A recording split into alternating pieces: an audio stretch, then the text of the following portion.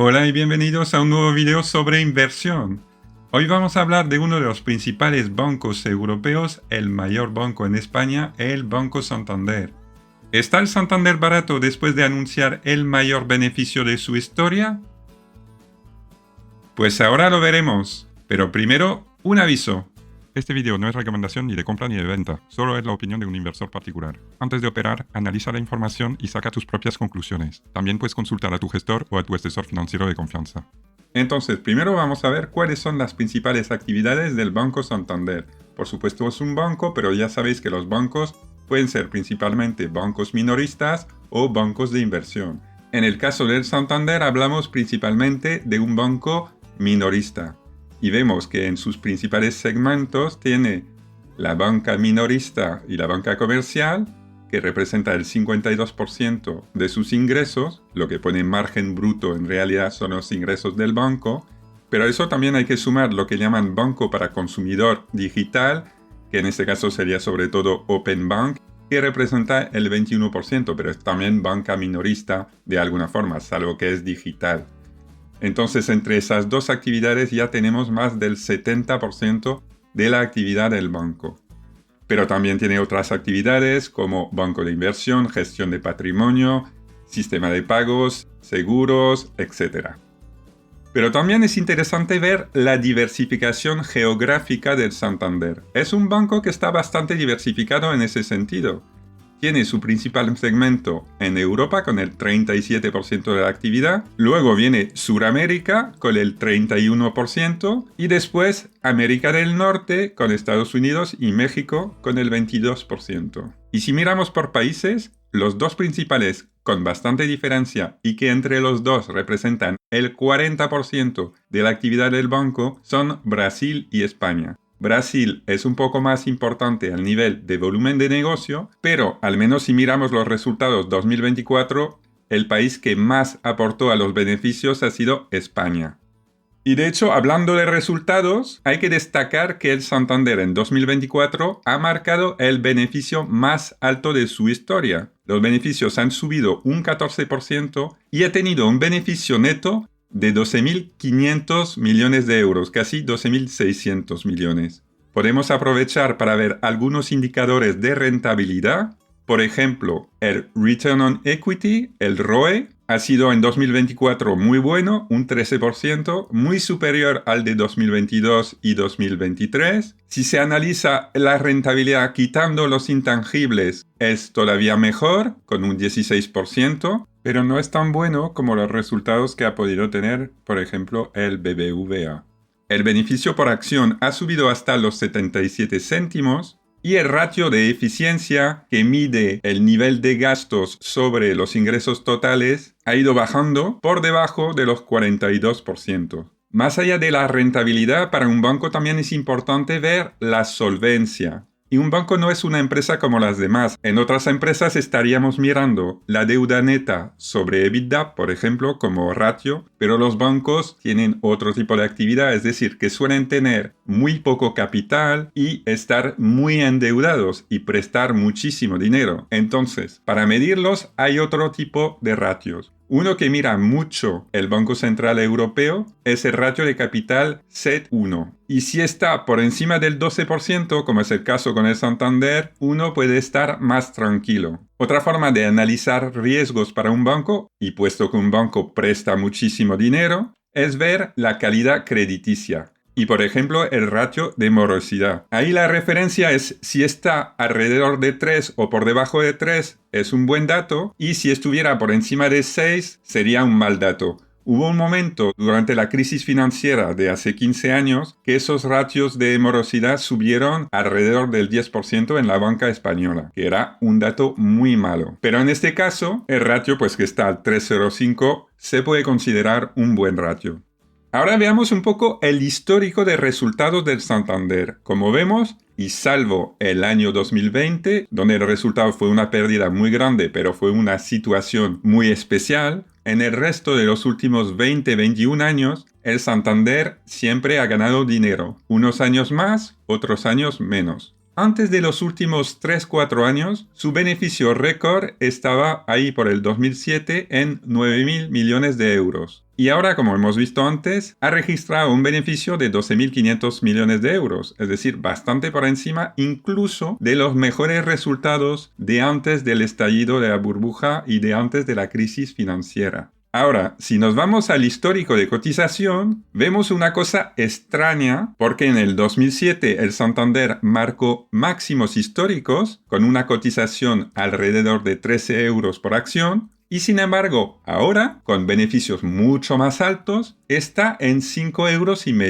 Es decir, a menos de la mitad, a pesar de tener beneficios sustancialmente más altos. ¿Eso es porque está muy barato? No, eso es por la evolución del número de acciones. Porque si miramos a muy corto plazo, desde el 2022, vemos cómo el Santander ha ido reduciendo su número de acciones, tenía casi 17.000 millones y ahora tiene unas 15.000 millones. Parece bueno, han hecho recompras, han ido reduciendo el número de acciones, amortizándolas, parece algo bastante positivo. Pero eso es solo la foto de los últimos 3 años.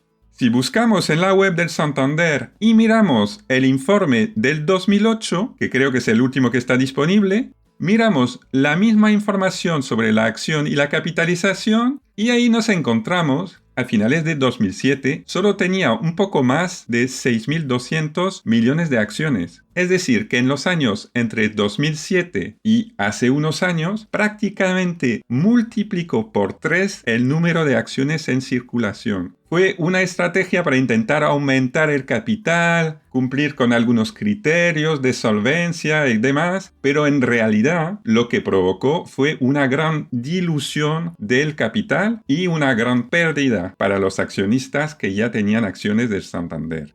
Entonces, si queremos tener una referencia más real, hay que tomar en cuenta que 5,5 euros por acción de hoy corresponden a 13 euros con 3 si miramos el número de acciones que había en el 2007. Y si volvemos a ver el gráfico de cotización, vemos que entonces, si no hubiera cambiado el número de acciones, ahora estaríamos al mismo nivel que en ese máximo del 2007. Antes de empezar a hablar de si está barata, si está cara, a qué precio se podría comprar acciones de Santander, habría que mirar también algunos riesgos. Para mí, algunos de los más importantes que hay que tomar en cuenta cuando se invierte en acciones del Santander es que es una actividad cíclica, lo vimos en el gráfico de histórico, como hay años de beneficios mucho más bajos y años de beneficios mucho más altos. Y ahora, si estamos en máximos históricos, es bastante más probable que estemos hacia arriba de la parte del ciclo que hacia abajo, por supuesto. Entonces hay que tomar eso en cuenta para valorar la empresa. Eso lo hablaremos otra vez más adelante. ¿Qué riesgos hay? Pues es verdad que ahora mismo los tipos de interés no son muy altos, porque es verdad que hemos vivido hace unos años un periodo muy raro con tipos de interés prácticamente al cero, que no es algo normal. Lo más normal es tener tipos de interés alrededor de 3%, que más o menos es lo que estamos teniendo. Pero también es verdad que muchos estados están muy endeudados y que no les interesa a medio y largo plazo tener que pagar muchos intereses, entonces les puede interesar que vuelvan las bajadas de tipos si son posibles. Entonces, como los tipos pueden bajar, obviamente una bajada de tipos supondría una bajada de ingresos para los bancos, incluido el Santander. Y luego hay que tomar en cuenta la posibilidad de una ralentización económica en alguno o en varios de los principales mercados. Porque si hay una crisis económica o una ralentización, habrá menos créditos, habrá más morosidad y el banco ganará menos. Ahora mismo, su principal fuente de beneficio es España y España está creciendo más que el resto de países del entorno, lo que significa que eso puede ir a menos con el impacto que puede tener en los beneficios. Te invito a que mires la situación económica de cada uno de los países en los que está presente el Santander para que veas si los beneficios que obtiene el banco en cada uno de esos países son más susceptibles de subir o de bajar en un futuro. Luego hay otro factor que es interesante mirar de vez en cuando, es si algunas de las personas, algunos de los directivos, los famosos insiders, han comprado acciones recientemente. La verdad es que no hay demasiados movimientos cuando vamos a una página que comparte este tipo de movimientos, pero a priori ha habido un par de movimientos interesantes con una compra de Ana Botín que ya remonta a mayo del año pasado, pero por 1,5 millones, al precio de 4,5 € más o menos, y otra de otro directivo un poco más reciente en noviembre al precio de $4,75.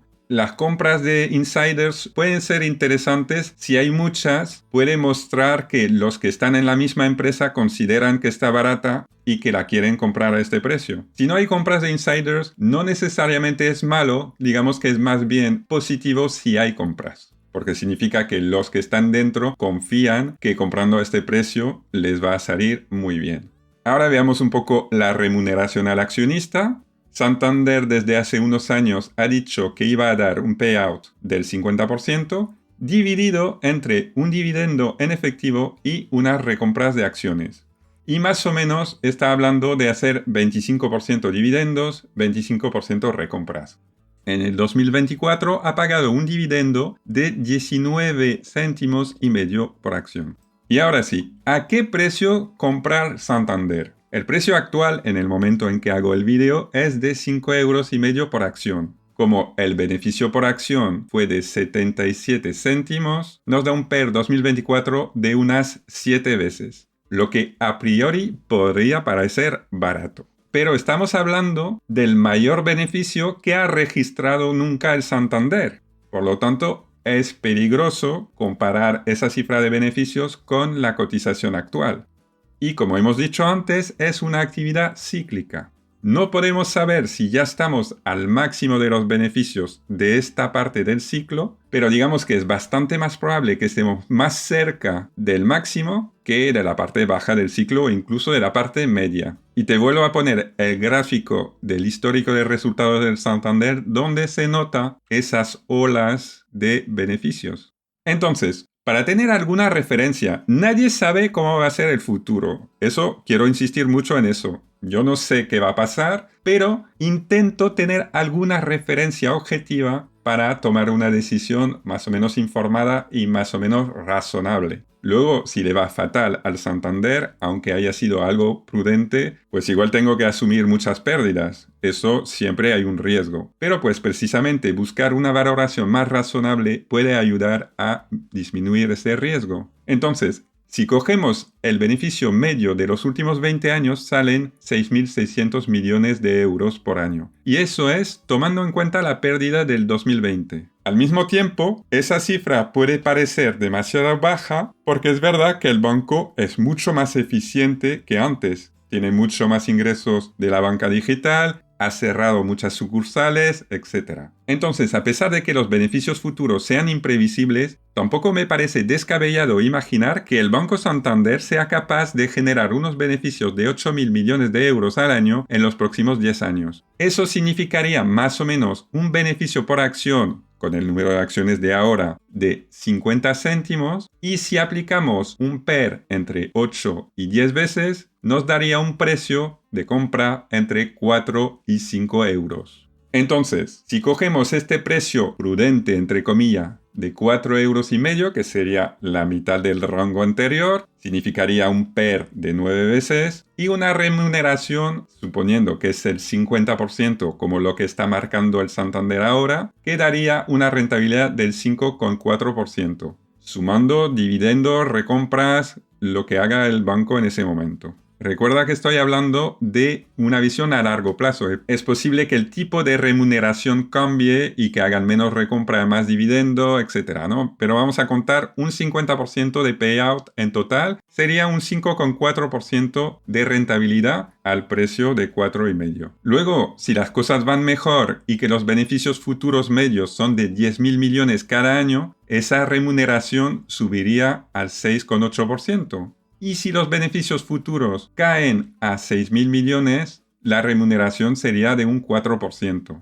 Es decir, no sería una maravilla, pero tampoco sería tan mala para una inversión a largo plazo. Ahora, otra opción es tener un precio más value, es decir, con más descuento, con más margen de seguridad y con una rentabilidad mayor. No hablo de una rentabilidad del 10%, pero teniendo en cuenta que la remuneración es el 50% del beneficio, hay muchas empresas que pagan el 70, el 80, pues una rentabilidad del 7% de esa manera no está mal. Hablamos de un promedio de unas 7 veces y, por supuesto, si los beneficios futuros, en lugar de ser de 8.000 millones, como en mi hipótesis, son de 10.000 millones, la remuneración subiría casi al 9% anual y si fueran solo de 6.000 millones, pues sería un poco más del 5%. Es decir, resumiendo, a 4,5 € por debajo no me parece un mal precio, aunque tampoco me parece espectacular. Y por debajo de 3,5 € sí que me parece un precio más atractivo para inversión a largo plazo, para intentar sacar una rentabilidad mayor a largo plazo, porque puede ser que haya años muy malos, de resultados muy bajos o incluso de alguna pérdida, pero a la larga se debería conseguir una rentabilidad decente. Por supuesto, todo eso es solamente mi punto de vista, como puse en la introducción. No es recomendación ni de compra ni de venta, solamente es mi punto de vista. Y te recomiendo que hagas tu propio análisis, que mires en detalle la información del banco y que decidas si te interesa invertir en él y a partir de qué precio te parece interesante hacerlo. Lo cierto es que después de ver el Santander cotizar por menos de 2 € por acción durante la pandemia, ahora mismo cuando se le ve a 5,5 € parece muy caro. Yo no creo que esté excesivamente caro, pero veo recomendable comprarlo bastante más barato como lo que estaba diciendo antes. También entiendo que hay muchas personas que no quieren escuchar hablar del Santander después de todos esos años de dividendos flexibles, entre comillas, que en realidad estaban diluyendo la participación de los accionistas. Pero me gustaría saber, ¿qué opinión tienes tú sobre el Santander? ¿Invertirías? ¿A qué precio invertirías? Explícamelo aquí abajo en la sección de comentarios. Y ese es el video por hoy. Espero que te haya gustado. Si ha sido el caso, dale un me gusta y no dudes en suscribirte al canal para más videos de este tipo. Me despido por hoy, pero seguiré haciendo camino poco a poco como el caracol inversor. ¡Hasta luego!